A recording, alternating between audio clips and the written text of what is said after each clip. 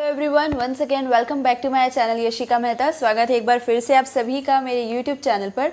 And yes, I am here with the part 2 of human physiology, that is respiratory system. आज की इस video में हम लोग रेस्पिरेटरी सिस्टम के बारे में बात करने वाले हैं, तो वीडियो को अंत तक देखिएगा और अगर पसंद आए तो लाइक करना बिल्कुल मत भूलिएगा। And if you are new to my channel then hit the subscribe button and press the bell icon to get the notification every time. So guys, let's move to this video. तो सबसे पहले तो मैं आपको बता दूं कि respiration होता क्या है। जैसा कि हम सब जानते हैं कि जब हम ऑक्सीजन को इनहेल करते हैं, इनहेल करना मतलब अंदर लेना सांस के द्वारा, और जब हम कार्बन डाइऑक्साइड को बाहर रिलीज करते हैं मतलब छोड़ते हैं, इसी क्रिया को हम कहते हैं रेस्पिरेशन। आप सभी ये चीज़ जानते हैं, ठीक है। मैं आज आपको इस वीडियो के माध्यम से कुछ रोचक चीज़ें बताने वाली हूँ रेस्पिरेशन के बारे में, तो बिल्कुल आप वीडियो के अंत तक बने रहिएगा। तो चलिए हम एक एक करके रेस्पिरेशन के बारे में बात करेंगे। सबसे पहले हम बात करते हैं सेल्यूलर रेस्पिरेशन के बारे में। देखिए, सेल्यूलर रेस्पिरेशन क्या होता है। The breakdown of food in the cell with the release of energy is called cellular respiration. जब भी कोई खाना होता है वो सेल्स के अंदर टूटता है, किसके प्रेजेंस में? ऑक्सीजन की प्रेजेंस में, और फिर उससे क्या बनती है? एनर्जी बनती है। उसी को हम कहते हैं सेल्यूलर रेस्पिरेशन, ठीक है। In this process the food glucose is break down into carbon dioxide, water using oxygen। मतलब यहाँ पर क्या हो रहा है कि ऑक्सीजन का यूज़ करके और ग्लूकोज ब्रेक डाउन हो रहा है, ठीक है, और क्या बना रहा है? कार्बन डाइऑक्साइड, वाटर और एनर्जी बना रहा है। यहाँ पर एक इक्वेशन मैं आपको बताना चाहूँगी। इक्वेशन के बारे में अपन बात कर लेते हैं। ये इक्वेशन बहुत इंपॉर्टेंट है, एग्जाम्स में आपको देखने को मिल सकती है, चाहे आप कोई सी भी क्लास में पढ़ते हो, ठीक है।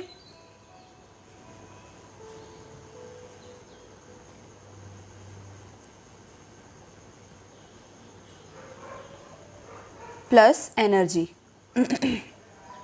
यहाँ आप लोग देख सकते हैं कि ये जो पार्ट है C6H12O6, ये आपका होता है ग्लूकोज का फॉर्मूला। वही जो खाना हमने खाया वो खाना जो हम खा रहे हैं वो अल्टीमेटली उसको बनना क्या है? उसको ग्लूकोज के फॉर्म में आना होता है ताकि वो हमारी बॉडी को एनर्जी दे सके। अब ये ग्लूकोज जब ऑक्सीजन के साथ मिलता है तो ये कार्बन डाइऑक्साइड, वाटर और as a energy by product में देता है, ठीक है। तो रेस्पिरेशन में क्या होता है? कभी भी ग्लूकोज ऑक्सीजन की प्रेजेंस में कार्बन डाइऑक्साइड, वाटर और एनर्जी प्रोड्यूस करे, उसी को हम कहते हैं सेल्यूलर रेस्पिरेशन। आ रही है बात समझ में? अब यहाँ पर देखिए, रेस्पिरेशन है ना, दो प्रकार के होते हैं, एरोबिक रेस्पिरेशन और एनएरोबिक रेस्पिरेशन। हम दोनों के बारे में बात करेंगे। उससे पहले आपको ये जान लेना चाहिए कि ये इक्वेशन बहुत ही ज़्यादा इंपॉर्टेंट है और आपको हर एग्जाम में देखने को मिल सकती है, इसलिए इसे इंपॉर्टेंटली नोट कर लीजिए। चलिए अब हम आगे बात कर लेते हैं। एरोबिक रेस्पिरेशन के बारे में बात करते हैं। देखिए, एरोबिक रेस्पिरेशन क्या होता है? The breakdown of glucose occurs with the use of oxygen, it is called aerobic respiration. जब भी रेस्पिरेशन जो है वो ऑक्सीजन की प्रेजेंस में होता है, मतलब उसके अंदर ऑक्सीजन होना चाहिए, ठीक है। अभी ग्लूकोज के साथ हमने ऑक्सीजन को मिलाया था ना, तभी एज अ बाय प्रोडक्ट हमें एनर्जी मिली थी, उसको कहते हैं एरोबिक रेस्पिरेशन। एरोबिक रेस्पिरेशन का मतलब होता ही यही है कि जब भी कोई खाना ऑक्सीजन की प्रेजेंस में आपको एनर्जी प्रोवाइड करने में सक्षम है, तो वही होता है एरोबिक रेस्पिरेशन।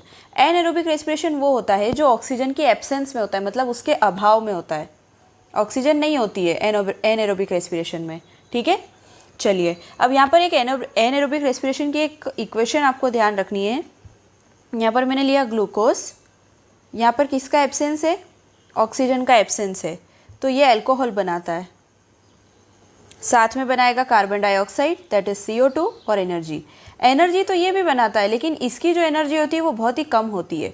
जैसे जो ग्लूकोज ब्रेक डाउन हो रहा है ना ऑक्सीजन की प्रेजेंस में, वो 36 ATP बनाता है आपका एनर्जी। ATP क्या है? Adenosine triphosphate. ATP का फुल फॉर्म होता है एडिनोसाइन ट्राइफॉस्फेट, ये आपका ATP का फुल फॉर्म है, ये भी आपसे अक्सर पूछा जाता है। तो ऑक्सीजन की प्रेजेंस में जो एनर्जी बनती है वो ज़्यादा बनती है, दैट इज़ 36 ATP। एनर्जी तो यहाँ भी बन रही है जहाँ पर ऑक्सीजन नहीं है, लेकिन यहाँ पर सिर्फ 2 ATP एनर्जी बनेगी। कितनी बनेगी? Only 2 ATP। आ रही बात समझ में? यहाँ पर जो एनर्जी बनती है वो 2 ATP बनती है। अब ये ATP क्या है? ये एनर्जी को कैलकुलेट करने की एक यूनिट है, ठीक है। इसका फुल फॉर्म होता है आपका एडिनोसाइन ट्राइफॉस्फेट, मतलब एनर्जी इस फॉर्म में बनती है। Is that clear? तो ग्लूकोज के ऑक्सीजन के अभाव में जब जो आपका रेस्पिरेशन हो रहा है उसको एनारोबिक रेस्पिरेशन कहेंगे। दूसरी चीज़ आपको ये ध्यान रखना है कि ऐसा कौन सा रेस्पिरेशन है जिसमें बाय प्रोडक्ट में अल्कोहल भी साथ में बनता है, तो आपको ध्यान रखना है कि एनएरोबिक रेस्पिरेशन ऐसा रेस्पिरेशन है जिसके अंदर साथ में बाय प्रोडक्ट में अल्कोहल भी बनता है कार्बन डाइऑक्साइड और एनर्जी के साथ, और जो एनर्जी यहाँ पर बनती है वो बहुत ही कम होती है, दैट इज़ 2 ATP। ठीक है, और ऑक्सीजन के प्रेजेंस में जो एनर्जी बनती है वो ज़्यादा होती है, दैट इज़ 36 ATP। ठीक है, यहाँ पर जो मैंने आपको इक्वेशन बताई थी ना उसमें 36 ATP बनता है। अब जो इक्वेशन मैंने आपको यहाँ सेल्यूलर रेस्पिरेशन में बताई थी वही इक्वेशन आपकी एरोबिक रेस्पिरेशन के लिए भी मान्य है। ठीक है, क्योंकि वो भी ऑक्सीजन के प्रेजेंस में ही हो रहा है। तो आई होप कि आपको ये दोनों टॉपिक क्लियर हो गए होंगे। चलिए अब अपन आगे बात करते हैं। ठीक है, okay, so let's move forward. अब हम बात करने वाले हैं पेन ड्यूरिंग एक्सरसाइज। ओके, सो अब हम लोग बात करने वाले हैं पेन ड्यूरिंग एक्सरसाइज। मतलब अक्सर आपने देखा होगा कि जब भी कोई व्यक्ति फर्स्ट बार या सेकेंड बार कभी भी एक्सरसाइज करता है तो उसके बॉडी में पेन होने लगता है। ठीक है, मतलब ये है कि आपने जिस वक्त करी उस वक्त तो ठीक है, लेकिन उसके बाद में आपको आपकी बॉडी में एक पेन फील होने लगता है। ठीक है, अगर आप वॉकिंग पे भी पहले दिन गए हैं या शुरू दिन आप कोई सी भी एक्सरसाइज या वॉकिंग वगैरह शुरू करते हैं तो आपको आपकी बॉडी में पेन शुरू हो जाता है। उसी को हम कहते हैं स्वीट पेन। ध्यान रखिएगा, क्योंकि वो पेन हमारी बॉडी के लिए अच्छा होता है, इसीलिए उसे स्वीट पेन का नाम दिया गया है। The accumulation of lactic acid causes pain and fatigue in the muscles during heavy exercise, fast running, cycling, etc. The demand of the energy is high, so during this partial breakdown of glucose produces lactic acid. देखिए क्या होता है कि जब भी हम exercise करते हैं तो हमारा मसल्स को और एनर्जी चाहिए होती है। ठीक है, हाई एनर्जी चाहिए होती है। हाई एनर्जी चाहिए होती है तो ऑक्सीजन की डिमांड भी ज़्यादा बढ़ जाती है। ठीक है, क्योंकि आपको पता है, अभी सिखाया मैंने आपको कि ग्लूकोज ऑक्सीजन की प्रेजेंस में एनर्जी प्रोड्यूस करता है। तो जब ज़्यादा एनर्जी चाहिएगी तो ग्लूकोज और ज़्यादा ऑक्सीजन मांगेगा। लेकिन जब इसीलिए तो हम हाँफने लगते हैं, जब भी हम एक्सरसाइज करते हैं या वॉकिंग करते हैं तो हम लोग इसलिए तो हाँफने लगते हैं अगर हम ज़्यादा तेज करने लगते हैं तो, क्योंकि ऑक्सीजन की कमी हो जाती है बॉडी में, तो वो उसको रिकवर करना चाहता है, इसीलिए हम ज़्यादा जल्दी सांस लेने लगते हैं। Is that clear? अब हुआ क्या, आपने एक्सरसाइज करी, ठीक है, आपने पुशअप्स लगाई मान लीजिए, तो आपके जो शोल्डर्स है वो दर्द करने लगते हैं, क्योंकि उसके अंदर क्या होता है, उसके अंदर ऑक्सीजन की कमी हो जाती है। ऑक्सीजन की कमी के कारण लैक्टिक एसिड प्रोड्यूस होने लगता है।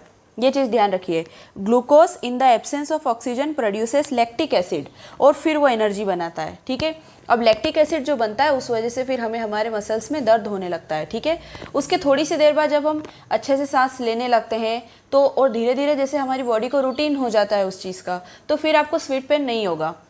ये सिर्फ शुरुआती दिनों में होता है। ठीक है, तो इसका कारण यही है कि जब भी आप एक्सरसाइज करते हैं तो आपकी बॉडी के अंदर ऑक्सीजन की कमी हो जाती है, और ऑक्सीजन की कमी की होने की वजह से जो ग्लूकोज रहता है वो लैक्टिक एसिड प्रोड्यूस करने लग जाता है। चलिए, एक लैक्टिक एसिड की बात आई है तो यहाँ से आप मुझे बता दीजिए जल्दी से कमेंट सेक्शन में कि लैक्टिक एसिड किस में होता है, सबसे ज़्यादा लैक्टिक एसिड किस चीज़ में पाया जाता है। अगर आपको इसका आंसर पता है तो कमेंट सेक्शन में जल्दी बताइए।